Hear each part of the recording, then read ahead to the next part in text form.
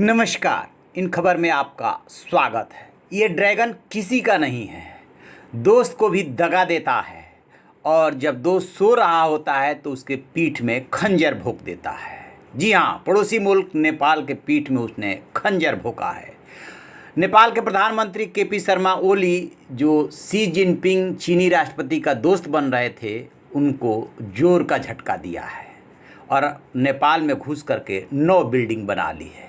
अब जब नेपाल को पता चला है, जो तस्वीर है वायरल हुई है, उसके बाद ओली सरकार भारी दबाव में आ गई है कि देशवासियों को क्या जवाब दे।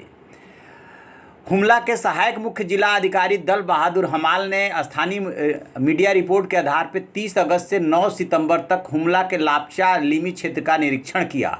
इस दौरान उन्हें नेपाली ज़मीन पर चीन के बनाए हुए 9 बिल्डिंग्स दिखाई दिए। हालांकि नेपाली मीडिया की रिपोर्ट में पहले एक बिल्डिंग का जिक्र था। निरीक्षण के बाद वहां पे 8 और बिल्डिंग्स पाई गई है। हमला जिले के लाप्चा लिपू क्षेत्र मुख्यालय से दूर होने के कारण हमेशा से उपेक्षित रहा। नेपाल ने इस क्षेत्र में किसी भी प्रकार के बुनियादी ढांचे का निर्माण नहीं किया है। नेपाली अधिकारी इस क्षेत्र का कभी दौरा नहीं करते हैं। चीन ने नेपाल की इसी स्थिति का फ़ायदा उठा करके वहां पे निर्माण कर लिया, क्योंकि नेपाल वहां पे जाता नहीं था। अपने निरीक्षण के बाद हमाल के जिला प्रशासन कार्यालय ने अपनी रिपोर्ट नेपाल के गृह मंत्रालय को भेज दी है। इसमें नेपाली क्षेत्र में चीन के घुसपैठ के बारे में पूरी जानकारी दी गई है। वहीं दबाव बढ़ने के बाद गृह मंत्रालय ने इस रिपोर्ट को नेपाली विदेश मंत्रालय को भेज दिया है। माना जा रहा है कि नेपाल सरकार जल्द ही चीनी अधिकारियों के समान इस मुद्दे को उठाएगी।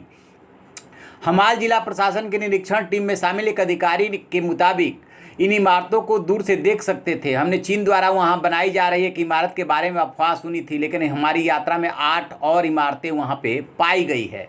अब देखते हैं कि नेपाल क्या करता है। ये पहली बार ऐसा नहीं हुआ कि नेपाली ज़मीन पे किसी चीनी कंस्ट्रक्शन के बारे में जानकारी मिली। इसके पहले भी ऐसा ही जानकारी मिलती रही है कि एक गांव पे चीन ने कब्जा कर लिया था। आज भी रेवेन्यू रिकॉर्ड में वो गांव नेपाल में लगता है, लेकिन भौतिक कब्जा चीन का है।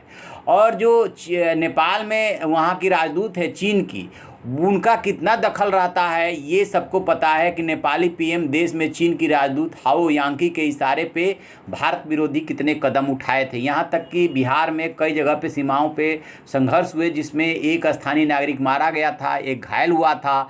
ये बांध बनाने में और बाढ़ रोकने के प्रयास में भी नेपाल ने अड़ंगा डाला, भारत से दुश्मनी निभाई। चीन के दबाव में उसने जो है अपना नया नक्शा बनाया, चीन के दबाव में सीमा पे जो है अपना सेना तैनात किया और अब पता चल रहा है कि चीन ने नेपाल के ही पीठ में खंजर भोंक दिया है।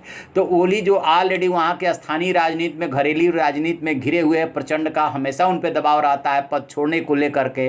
अब इस कदम के, चीन के इस कदम के बाद उन पर और ज़्यादा दबाव बढ़ गया है कि वो क्या जवाब दे, क्योंकि गृह मंत्रालय ने विदेश मंत्रालय को भेज दी चिट्ठी और विदेश मंत्रालय अब चीनी अधिकारियों के सामने मसले को उठाएगा। बिल्डिंग साफ साफ तस्वीरों में देख सकते हैं। तो नेपाल को अब भी समझ जाना चाहिए। कभी उत्तर प्रदेश के मुख्यमंत्री योगी आदित्यनाथ ने नेपाल को इशारा किया था कि बात समझो, तिब्बत बन जाओगे। भारत के से जो रिश्ता रख रहे हो, भारत से जो आप अदावत रख रहे हो, वो एक दिन आपको महंगा पड़ेगा। और उसी दिशा में नेपाल अब आगे बढ़ रहा है। तो आप ऐसी खबरों के लिए देखते रहिए हमारा डिजिटल चैनल इन खबर। Thank you. इन खबर चैनल को सब्सक्राइब करें।